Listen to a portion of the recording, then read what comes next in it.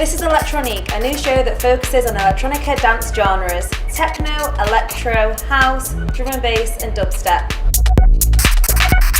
Our first guest is a Dutch DJ and producer raised in a musical family. His debut album, Future History, released in 2004, was a collection of 3 years of work which includes techno, breaks and electro. Recently, he's producing more house and tech house sounds, shown in his recent work. It's Joris Vaughan.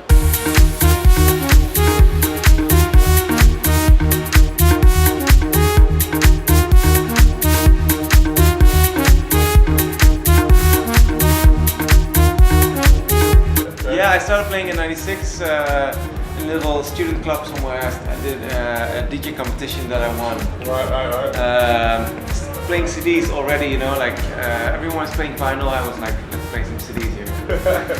So when you won that tournament, what happened there? Did you find that you really wanted to get into the DJ scene, or is that where you wanted to branch off and start? You know, I was just really into music. I've always been into music myself since day one, and when I got into electronic music, I found out that there was something else between listening to it, which was playing the music, you know, in front of crowds, and instead of being a band and having to get on stage with like 4 or 5 people, you could actually be on stage with just one guy and just play a tune. So that was what I was doing in the beginning. I was just buying the music that I liked and playing it out for people. And that was amazing.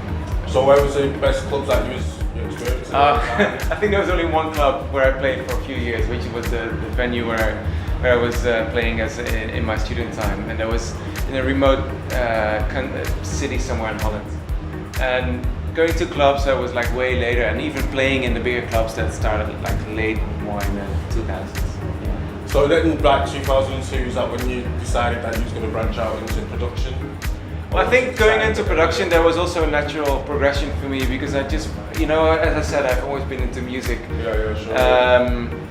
So like playing the music, there was one thing, and then I was like, wait a second, I want to just make my own music, you know, like if it's that easy, let's just get into it. So I started buying a few pieces of gear, you know, getting my computer hooked up, and basically that's how I started. So what was your first computer? Because a lot of the artists that we interviewed, they started on Ataris. No, I think mine was a Apple G4, which is quite decent. I think that's pretty new school. This was, I think my first computer was 2000, early 2000. Yeah.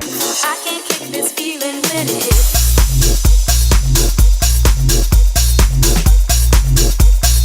So let's talk a bit about the software that you use as well, building your own studio. How did you find that? Did you think that you just bought a computer and then? That's basically what I did in the beginning. I just bought my computer and I started playing around with a program called Peak, which is basically just editing audio, like one channel, just copy, paste,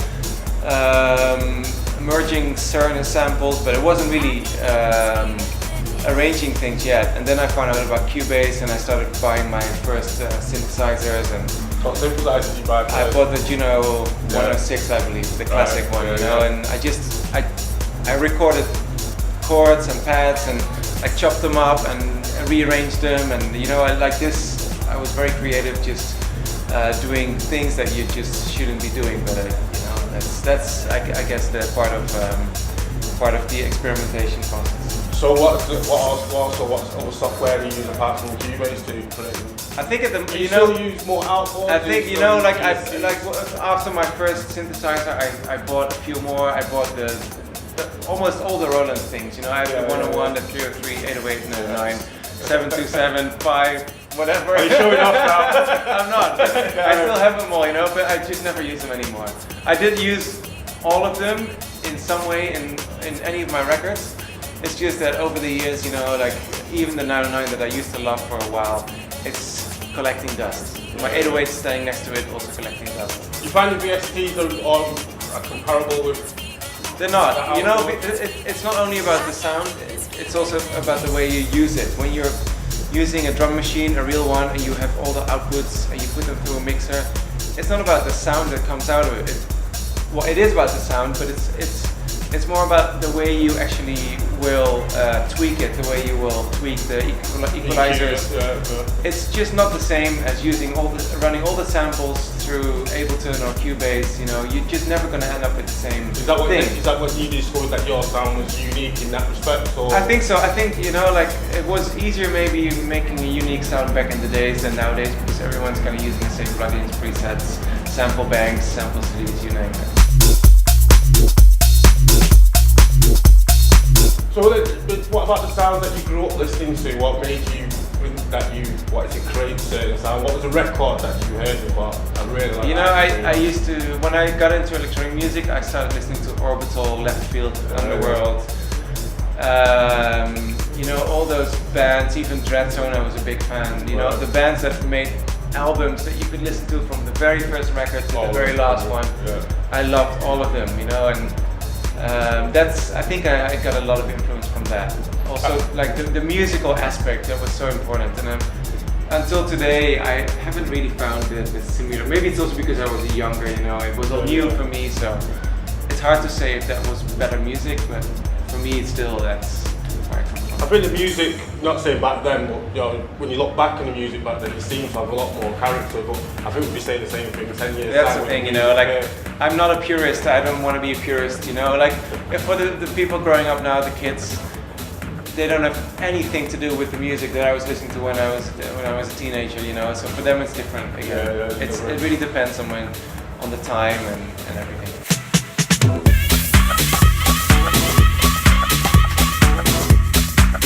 So what can we look forward to from your report in 2010, 2011? A lot more singles. I'm working on a few remixes at the moment. It's difficult because I don't want to do so many remixes, but I got a lot of requests that were interesting to do. Do you want to do more original material? I want to do more. Yes, I actually have a lot of sketches on my computer that I want to keep working on because I'm working on a new album, which hopefully is going to sound very different than anything else I've done before. I mean, don't pin me down on it, you know, because I just don't know if that's what it's going to be like in the end, but I'm trying, you know. The next guest from Essex started his career with underground house music in 1989. After a lot of remix work, he set up his own label, Dread Recordings. With his own releases such as Yes Yes, Renegade Terrorist and more, it's Reiki.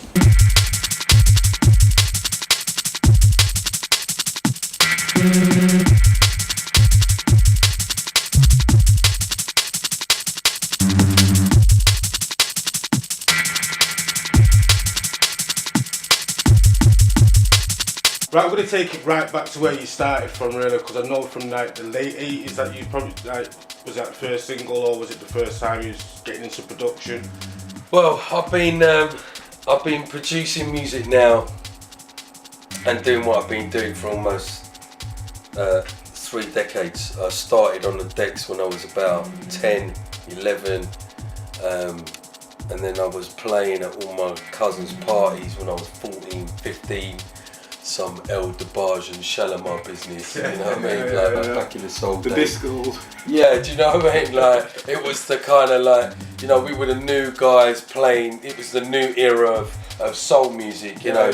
Tashawn, Melissa Morgan, Keith Sweat, and, you know, and that was part of the old school as well, you know, listening to Lonnie Liston Smith and the original jazz days, so we all used to go out dancing. And listening, you know, to all the new artists that was coming through, you know. It's funny, I remembered Joy Sims the other day, you know what I mean? Come to my life. You know, I mean, big tune.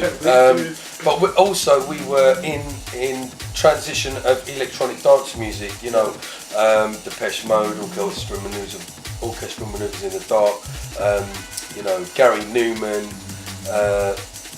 just, you know, Duran, that whole thing was coming through, and then you kind of had the urban take on it, that, you know, that was coming through as well, which was the new form of dance music, Mel and Kim, do you know what I mean? Yeah, sure, and that whole Stockake in a Walkman Roadblock, and do you know what I mean? And then you had LL Cool J, I'm Bad, and then, what? And all them tunes, and then I was very fortunate, my mate died a little while ago, and his name was Phil Hills. And I was a trier, blood. From day one, I was destined to do what I wanted to do with music and play music. And it was an all-black club in Ipswich, and it was all the Americans, GIs used to go there. Right. And but it was really it was like white and black people, but they were all amalgamated, and you didn't really get that fusion back in them days. It's only 88, 89 that everybody, the Summer of Love, and you know the whole the whole culture thing was squashed into one. Everyone was cosmopolitan.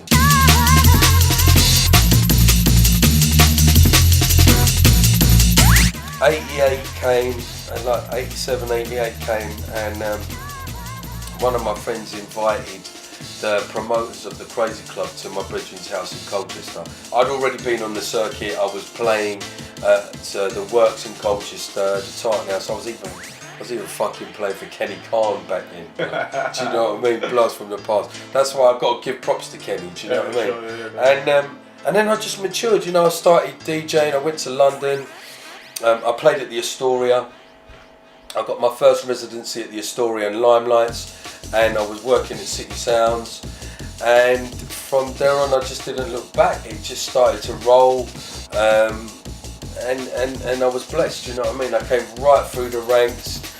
Obviously I was playing house music at Astoria for the Crazy Club, warming up for DJs like Paul Trouble Anderson, you know, Bad Boy, you know what I mean? Like, I've learned so much off of those guys, you know. Also people like Mr. C, Evil Ed Richards, Colin Hudd, Paul Oakenfold, because them men were already established. They were doing what they were doing, and we were the new school coming in.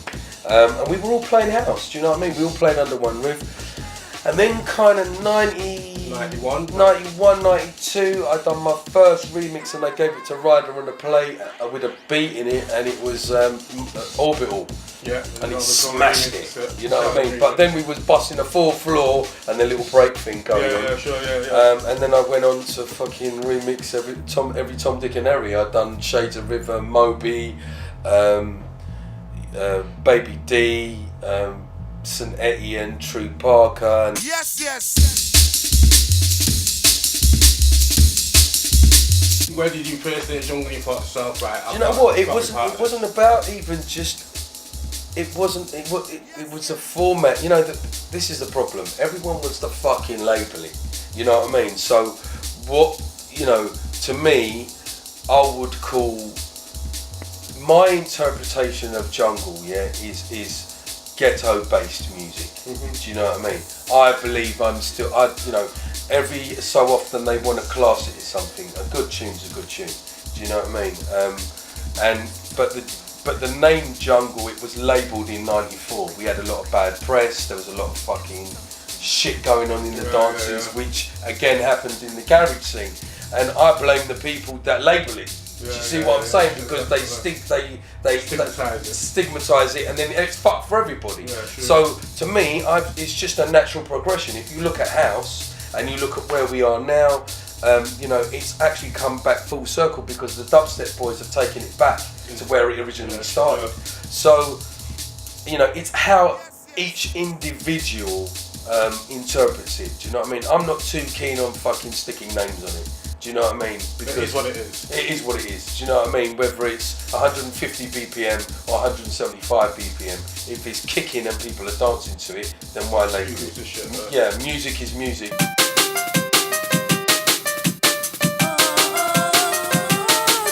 The software that came about then as well, well, we originally started on an Atari ST1040.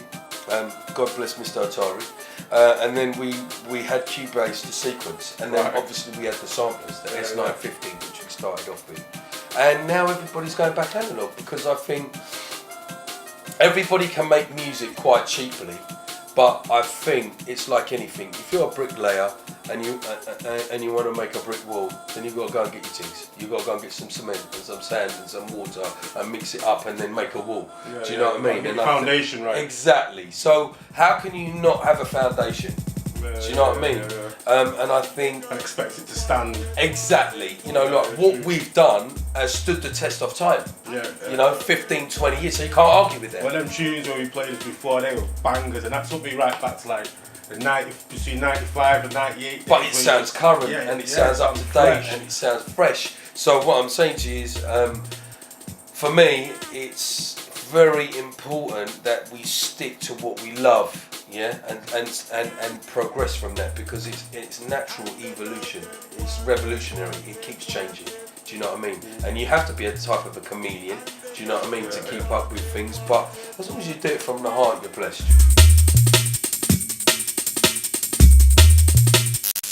Within this next interview, we have a DJ and producer of a Ukrainian descent, but born and raised in Yorkshire. He has a variety of musical influences: jazz, soul, funk, house and techno, which transcends into his music and his sets.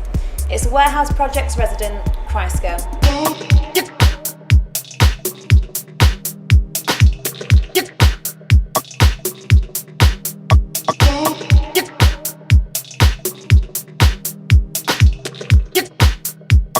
So can you tell us a little bit about yourself? Yeah, well, like I said, my name's Chrysko. I'm resident at the Warehouse Project in Manchester. I've been there since the beginning, so the last 3.5 years. So you're loving that then? Amazing. I mean, we're in this third year at the Piccadilly venue, underneath Piccadilly train station. Tell us how that works exactly. Well, it's kind of, I mean, it's a car park through the day, and you know, at the start of the weekend, cars have to be out by 4 o'clock on Friday. Then all the teams start doing the loading. I think they have like 4 hours to do it, so it's a bit pretty hectic. It's an operation, yeah. Then it all gets packed away, you know, kind of in a big arch in a corner, and gets blanketed out for the cars through the week. It looks like a complete, amazing, transformed. She just won. Club, I mean, I bet there's businessmen who go in there, you know, every weekday through the week, and you know, couldn't even imagine what goes on in there. There's artwork on the walls and everything. Isn't it? It's kind of. I mean, it's just the way it's produced. It's the production, I think, and it's taken a few years to get it right, and then little touches, and it's the lighting, and you know, the way the projectors are placed, and it's like I say, you know, we've learned through mistakes and through, you know, just doing it in the venue for 3 years. I think this year's been the year. So, how would you describe your DJ style? I mean, it's quite varied. I mean, I've kind of, you know, like I said, I've been at Warehouse for 4 years, nearly 4 years. Prior to that, I was playing, you know, every week in, week out at the old Sankey's soap for 6 years. So, you know, you're kind of there as a warm-up, as a resident, so you play, I played before, you know, so many different varied names, you know, from Jeff Mills through to Dimitri from Paris, so, you know, that spectrum. So, you know, I mean, really, I like the deep sound. It's house predominantly, obviously a lot of techno influences and stuff, but, you know, it just depends who I'm playing with. I can tailor what I'm playing to, who I'm warming up to, basically. So what would you prefer to like actually play? I'm into Detroit, you know, Detroit deep stuff. Yeah, I mean, kind of. I mean, that I still have a lot of influence from the days like Derek Carter, you know, the early. But you can go quite soul-y as well. Yeah, exactly. I think even when you play music, even when you play techno, I mean, techno can have soul, and the best techno does have soul. So no matter no matter what it is, you know, it's got to have some heart to it. What was the first record that you actually bought? First record I bought. Probably something really obvious, like Bad or something like that. But I think it was. I think the one that had most influence was my uncle when I was about 11. Just before I was 11, when I started, you know, got into rave and stuff. When I was, you know, through the stuff through raves in Leeds actually. 11? Yeah, that's when I first. Young. That was going on my mate's brother's decks, sneaking on the decks when he went out. But the first record, going back to that, the first record was it was a jazz record, a Dave Brubeck Quartet Take 5. And it was a 7-inch, and my uncle gave me it, and he said, look, you're probably not going to like it now, which I didn't, hated it, thought it was rubbish then. And he said, but you will, you know, years down the line, it's like, you know, it's my favourite record. And it's like, it's not necessarily a record I've ever played, but it's something that meant, you know, it was like a message saying, you know, you'll learn how to like all musics, basically, yeah. So, So, how did you first get into DJing? I got into DJing, well, I mentioned before, the sneaking on my mates' brothers' decks when we were still at school. And then from then, really, the break, you know, then it started collecting. It was always like school discos, blah, blah, blah. And then it was when, it's been about 18, I think, there was a little thing in Mix Mag. There used to be a thing called Transmitter, which used to, a little news column in Mix Mag, and there was a guy advertising, asking for, they're looking for a resident at the Void in Stoke. And it was for a Sunday party. They were going to do it in a monthly Sunday party. Sent in a mixed cassette tape, and you know, he gave me a call and said, you know, do you want to come and do it? And then from there, kind of, you know, I met Sam from Sankey's and Sam Chamdal. Yeah, and he came down with another DJ, and we're kind of there. I started at Sankey's, and it's kind of progressed from there.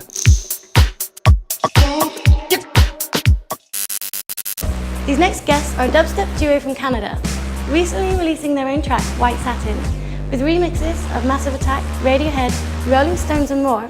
It's Zed's Dead.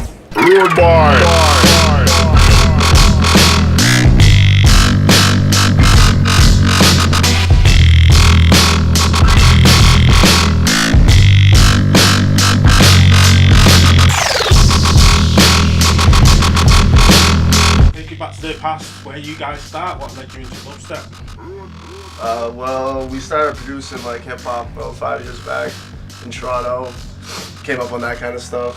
I think we were like 6 or 7. Yeah, maybe 6 or 7 years ago.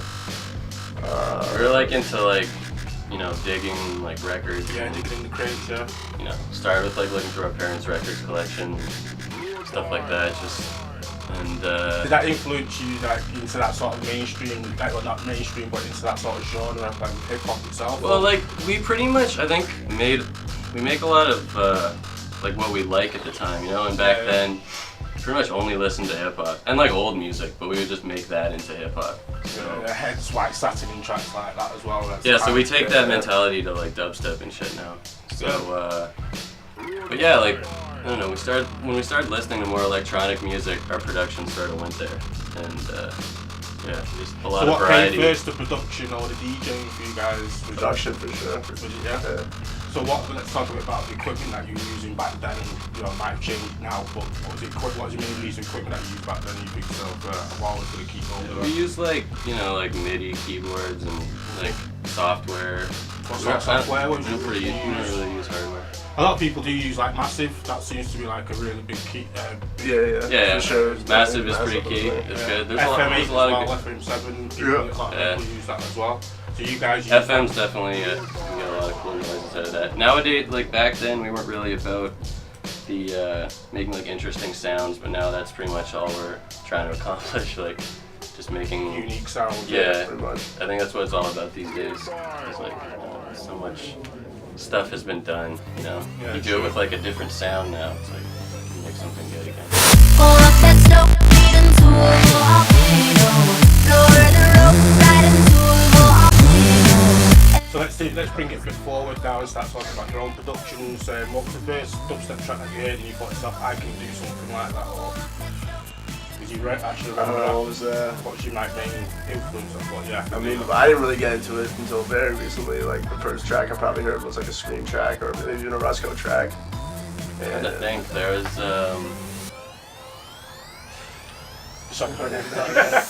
I can't even think of what the first one was that really like inspired me to do dubstep. Because I heard it like first a while ago. Somebody showed it to me. I think it might have even been like a Stenchman track. Right. And like I was like, that's interesting. But like I didn't really think anything of like it as a genre for a while until I don't even know who it was. It might have even been like an Evil Intent track or something that I was really liking. So once you heard that sound and you realised that you could be very much part of that scene, is it something like it's big in Canada as well, which you must ask you guys? It's just starting to blow up a lot, especially where we're from, Toronto. Like it's really just starting to blow up. We do like a bi-weekly party there that's like kind of pushing it in that direction. We're it's called Bass Mentality. Okay. And yeah, it's just been doing really well. Like we started off and it was like not that many people came out. We didn't really promote it, but now we're getting like, we moved to like a bigger venue. We got like lineups around the block. It's like packed every time we do it. Too. Yeah, on a Wednesday.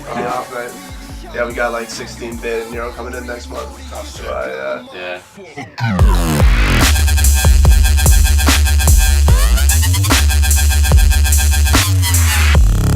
What are you guys up to nowadays? What's in the pipeline? What tunes can we expect from you guys? well, we've been dropping the remixes every once in a while, sort of just to build things up and gain hype. But we're really working on like an album of original stuff, and that's gonna be like all over the place, not just dubstep or like electro house, like Anything specific, really. Bit like noise, sort of, yeah. Like, They're big most recent influence, as a album. matter of fact. Yeah, that's for your music selection. Yeah, really like what they do with their album. It's kind of like similar kind of idea, actually. Like we have a lot of unreleased stuff, and yeah, people will be hearing that soon. I'll make the season play. You can't handle the moment. I'm here to seize the day. These next guests are a dance band from Leeds formed in 1990. With their manipulation of pop and rock songs with dance beats, they have produced various tracks and remixes with the likes of Blondie, Annie Lennox and the Human League. They are Jez Wills and Tim Garbutt, also known as Utah Saints.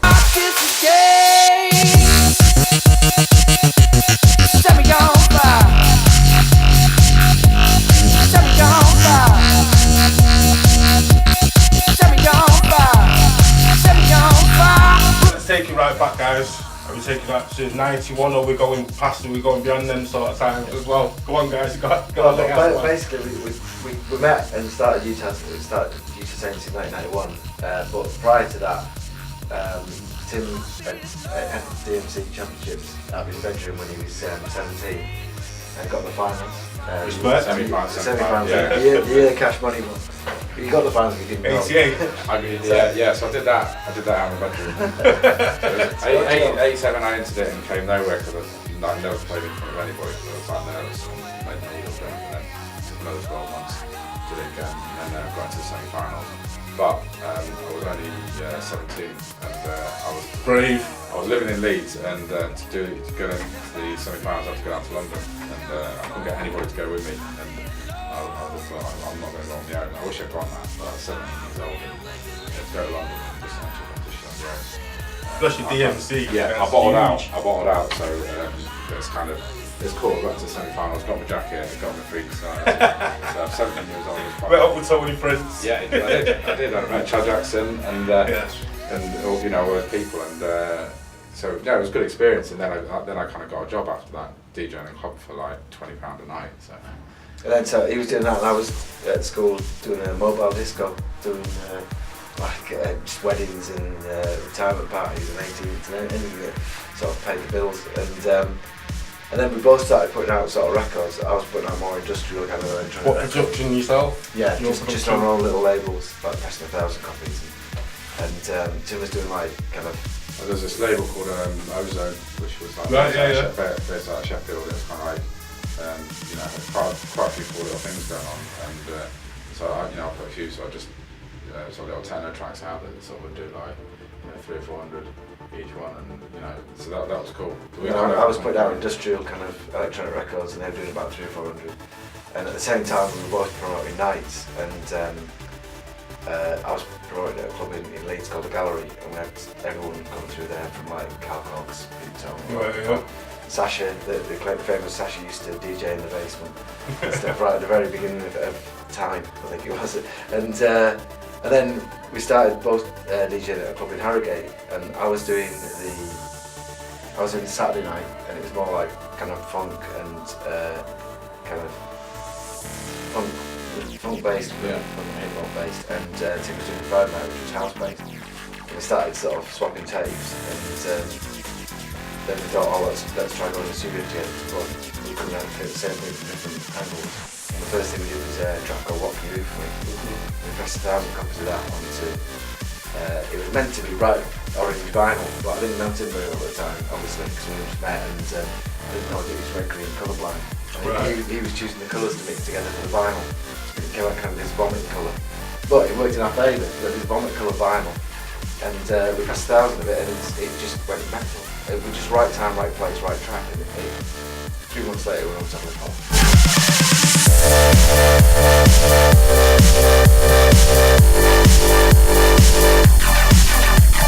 So bring it up to the present now, so have we got an album coming out, we've got the singles coming out? Yeah, I mean, hopefully we kind of have the record, Something Good got released. Obviously got released in 2008 now, and so like the last sort of few years we've just been basically in the studio doing, we started doing quite a few remixes just to get back into it really, remixing on these bands, yeah, just quite a few little projects, and we're in like really good like little studio in Leeds. There's just some like really good things going on. It's kind of like a unit with like 12 other sort of DJs. Like Eastland, he's just moved in his whole bomb squad studios. So it's like it's cool because we're all just kind of go out the room and it's like just vibing off each other and just swapping little ideas about gear. And, some days it's bags, we just end up talking and stuff. It's like being back at school all over again. Yeah, so it's a really exciting time for us, and so we've got our heads down, we've just sort of been making new tunes, so hopefully we'll get stuff out in the next probably the next few months really.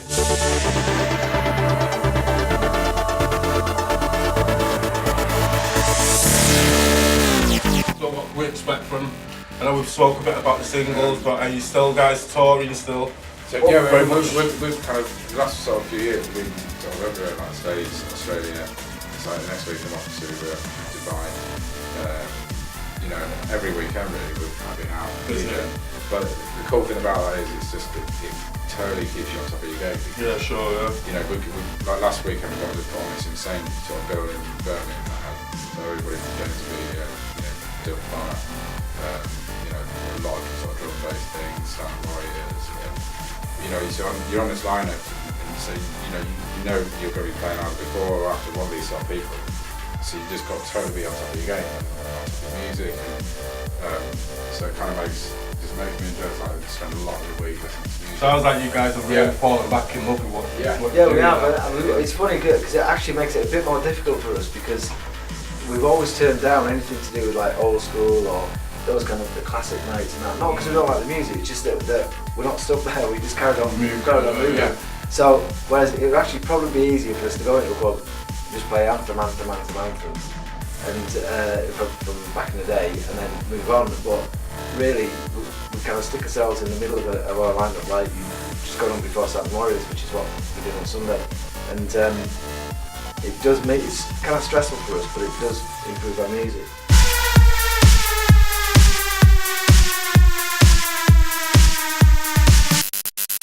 This next guest from London is a DJ producer within both drum and bass and dubstep.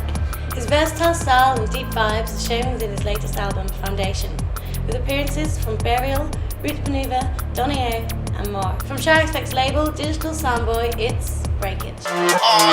Odd, get a locked in like them, man are odd. Man are locked in like them, man are odd. Everybody's locked in like them, man are odd. I'm that lyrical father, name an MC that spits harder than me and my partner. Cause me and my partner ain't got time for masking around. Just know what we're in time to take a dime. Getting about, man, getting around, man, get in the room and addicted to the sound like Brian. Addicted to the sound like crack, get the torso that. Tell us a bit about yourself, bro. Where do I start? Started off releasing tunes when I was like 17 on Reinforced, which happened totally by accident. Never really intended to get released. Well, not so early, like at that stage, and it just sort of flew from there. Really, like I was still using like old half-hour speakers. I only got rid of them. Actually, I only stopped using half-hour speakers like last week. I got a pair of monitors finally. Yeah, and. Don't try and fix it though, yeah, like really simple setup, pretty much. Let's talk about the setup that you had back then. What was your first tune that you thought to yourself, you know what, I'm going to start writing music, but I need a computer, so what did you buy? So what was them two? What did I buy? I bought just a PC. Like, I bought a PC. I was using Cubase and a tracker at the time. Right. It's just like this really simple thing. It's the only two things I knew how to really use. And so I just started using those and found my own rickety way how to work both of them at the same time. Right. And used that up until like Wow, like maybe 2 years ago. Right, so recent. Yeah, went through a few different PCs. I remember like it got to a point where my first PC, like I used to have to kick it. Stop. Like, because it used to make it sounded like a motorbike in my room. So I used to have to kick the front of it, and Equinox was over and he said, "You can't do that to your computer." I'm like, "Do it all the time." It's nothing unusual. You just kick it and it stops making that sound. And then one day he was just like, "I've got a spare one." So he brought over a spare one, and then I used that, and I think I killed that one as well. Then I bought one when I lived in America. I lived in America for a few years, and then I bought one out there, and then when I came back I got on Mac. Is that what you use now? Yeah, that's what I'm using now, is a Mac with Logic, and it's amazing.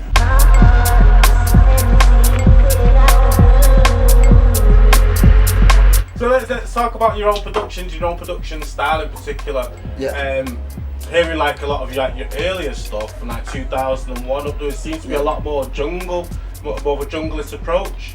I think there Is still that is. fair to say? Yeah, I think there still is though. Well, if you listen to like tunes like Hard, for instance, now you're Yeah. very much known for that tune, which is absolutely huge. Big up on that tune. Thank you.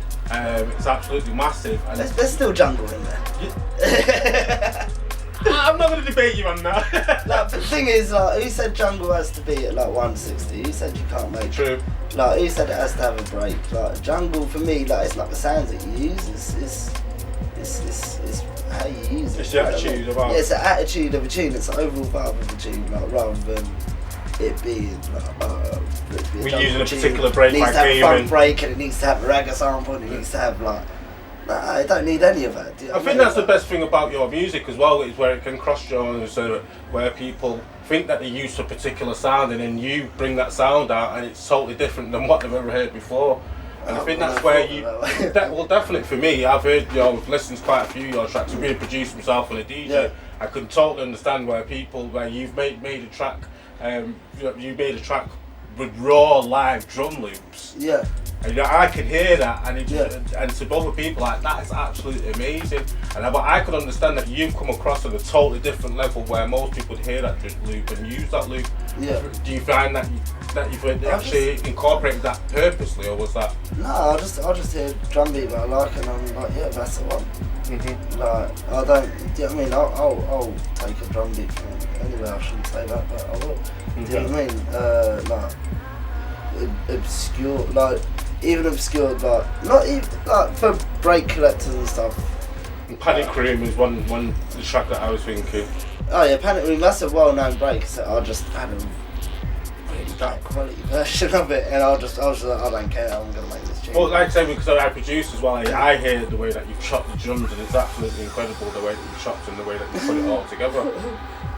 Thank you. Cheers, I don't know, like I mean, I didn't really...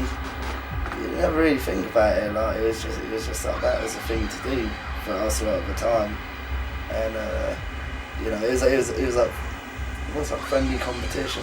Yeah. Like, like Fracture and Neptune would play a tune and take the can and be like, I'm gonna get you. Like, wait until I'm playing next month. Just you wait, and then I'd make like 7 tunes. Do you know what I mean? For that and particular night. Make sure every tune like. Was at least able to compete with them, and then like, do you know what I mean? When Equinox to hear me play, be like, oh, and it was just like a big friendly competition. That's a good friendly banter, that, because it drives you both forward.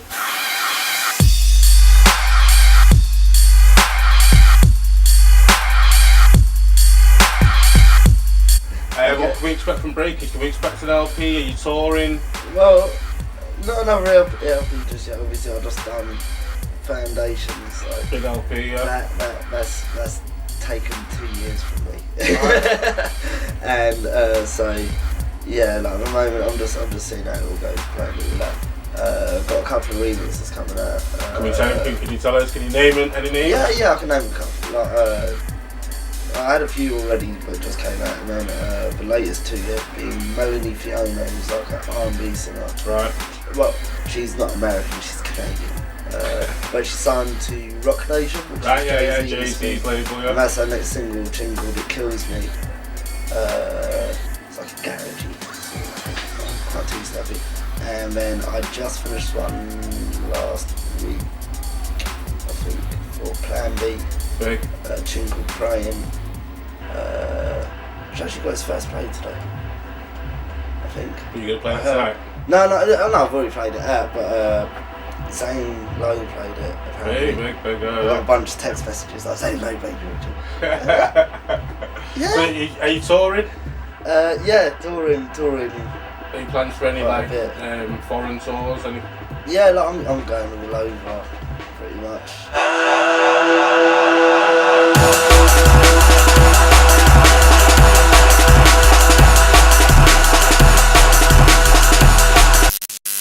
For this interview, we have a leading techno DJ and producer from Sweden with his very own Stockholm sound. He has been producing music since the early 90s and is the owner of Drumcode Records. He has recently launched his new Drumcode radio show. It's Adam Beyer.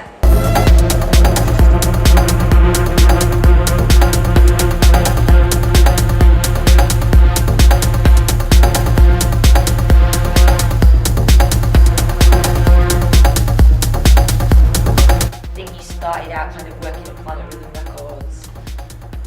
Yeah. In the early 90s? Yeah, after I left school I started working at Planet Rhythm Records, yeah. With a couple of other famous Swedes. Exactly. Carrie was there and Jesper Dahlbeck, Jormo.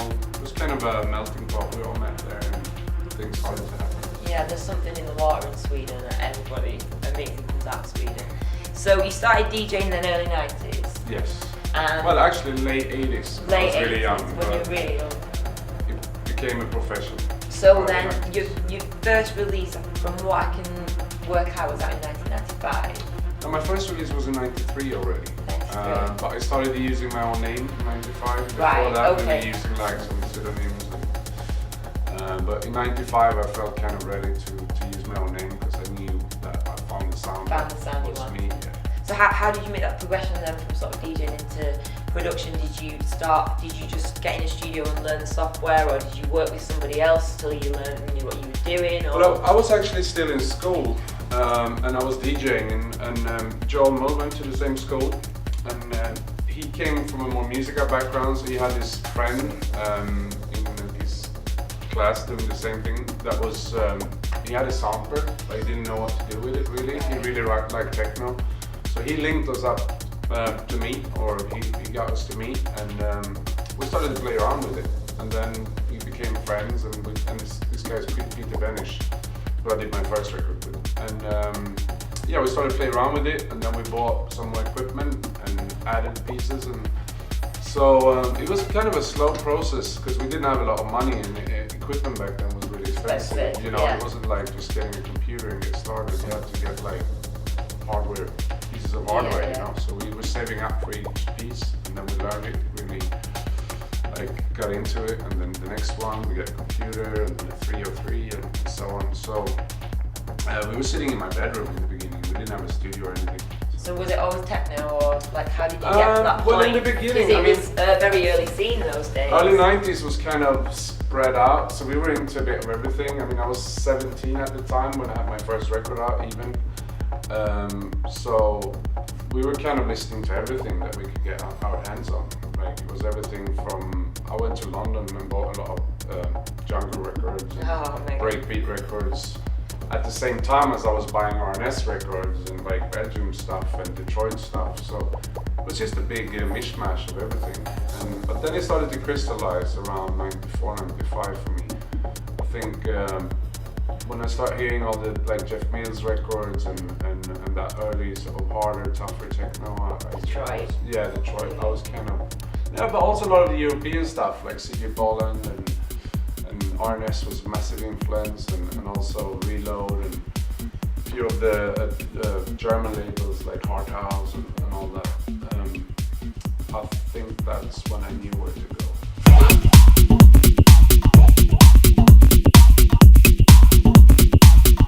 So then 1996 comes on and you set up Drumcode.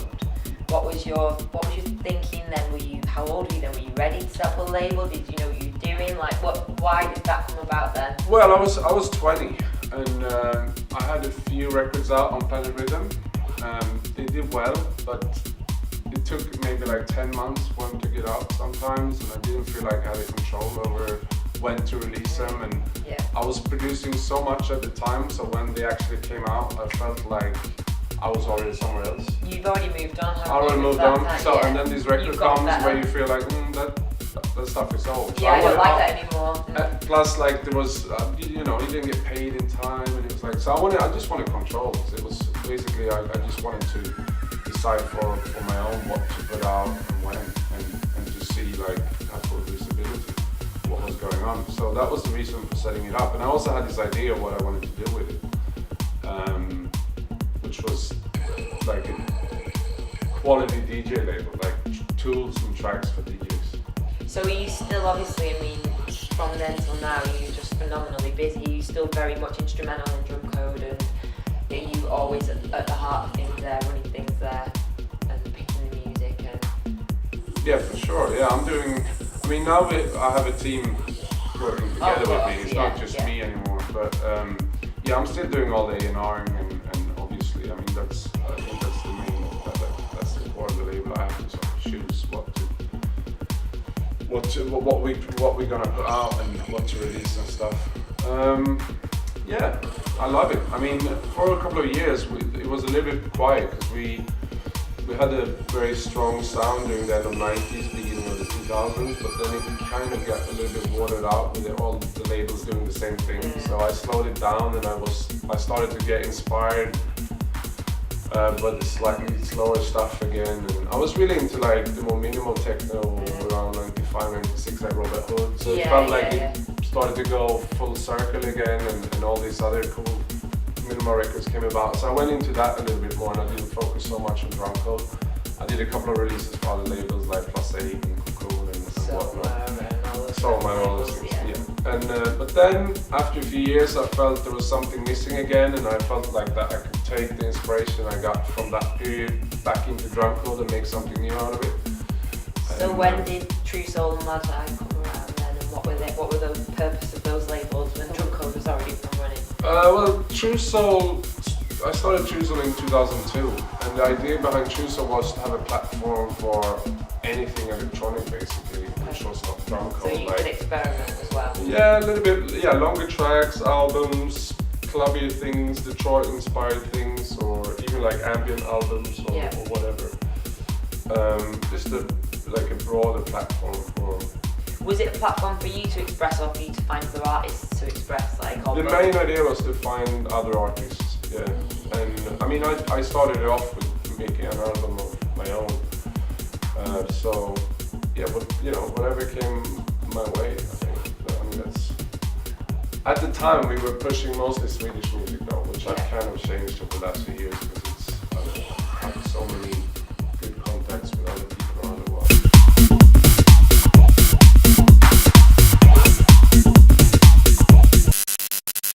That's it for this edition of Elek Tronique, but you can catch us on our next show with more interviews and music. For more details and a chance to see the full interviews of all our featured guests, please visit electronique.tv.